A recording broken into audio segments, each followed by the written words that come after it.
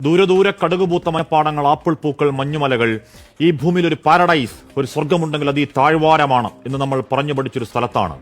മനുഷ്യരക്തത്തിന് നടുവിൽ ഒരു പെൺകുട്ടി അനാഥം എന്ന വാക്കിന്റെ പ്രതീകം കണക്കെ പ്രിയപ്പെട്ടവര് ചാരെ മൗനമായിരിക്കുന്ന ഒരു ചിത്രം ഒരിക്കൽ കൂടി ഒന്ന് കാണാനാവില്ല.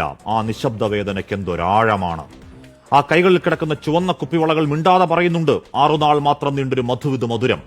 ആർത്തുകരയാൻ പോലും പാങ്ങില്ലാത്ത പകപ്പിൽ, ആ ഇരിപ്പിൽ നിശബ്ദം, നിസ്സഹായം, ഇടനെഞ്ചിലൂടെ ഹൃദയത്തിന്റെ ആഴത്തിലേക്ക് വിഷം തേച്ച ഇരുമ്പാണികൾ അറഞ്ഞു കയറ്റും പോലെ കൊത്തിവലിക്കുന്നുണ്ട് ആഘാത വേദന. ഈ രാജ്യത്തിന്റെ കൊക്കിന് ജീവനുള്ള കാലത്തോളം മറക്കാവതാണോ? വൈധവ്യങ്ങൾ, പുത്രദുഃഖങ്ങൾ, അനാഥരായ മക്കൾ, ആ 29 പേരുടെ ജീവത്യാഗത്തിന് കാരണക്കാരായ ചെകുത്താന്റെ മക്കൾക്ക് സ്വപ്നത്തിൽ പോലും മാപ്പ് എന്ന വാക്ക് മിണ്ടാവതാണോ, പൊറുക്കാവതാണോ? അന്ന് പത്താൻകോട്ടിൽ, പുൽവാമയിൽ, ഉറിയിൽ, അമർനാഥിൽ, റിയാസിയിലൊക്കെ കുരുതുകൾക്ക് ശേഷം പറഞ്ഞ പോലെ അടിച്ചുവെച്ച മട്ടിലാണ് റെഡിമെയ്ഡ് പ്രതികരണം. ഞങ്ങൾക്ക് പങ്കില്ല എന്നാണ് പാകിസ്ഥാന്റെ പറച്ചിൽ. വെറും വ്യാജ വർത്താനം. എന്നിട്ടൊരു അലങ്കാരം പോലെ അയൽ രാജ്യത്തിന് അനുശോചനം. ആർക്ക് വേണമടോ കൊണ്ടുപോയി പുഴുങ്ങി തിന്ന്. നിങ്ങളുടെ ആത്മാർത്ഥതയില്ലാത്ത വെറും വാക്ക് മിസ്റ്റർ ഷഹബാസ് ഷരീഫ് അഥവാ രാജ്യത്തിന്റെ പ്രധാനമന്ത്രി. സൈന്യത്തോട് നേർക്കുനേർ നിൽക്കാൻ ധൈര്യമില്ലാത്ത പേടിത്തൂറികൾ. തോക്കെടുത്ത് നിരായുധരായ സാധാരണക്കാരെ കൊന്നൊടുക്കിയതിന് സൂത്രധാരൻ സൈഫുള്ള കസൂരി ഹാഫിസ് സയ്യിദിന് വലം കൈയാണെങ്കിൽ, ഇന്ത്യ വിരോധം കൊണ്ട് പിഴച്ചു പൊളിച്ച പാക് പട്ടാളത്തിന്റെ തലച്ചോറാണെങ്കിൽ, ISIയുടെ സാമന്തനാണെങ്കിൽ ഞങ്ങൾക്ക് പങ്കില്ലെന്ന പച്ചക്കള്ളം പാകിസ്ഥാനെ പോയി പള്ളി പറ. മറന്നവരാണ് നിങ്ങൾ. പരാജയത്തിൽ ഉളുപ്പില്ലാതെ മുട്ടുകുത്തി ജീവന് വേണ്ടി തണ്ടിയ മേധാവി നിയാസയെ ഞങ്ങൾ വെറുതെ വിട്ട നാണം കെട്ട ചരിത്രം.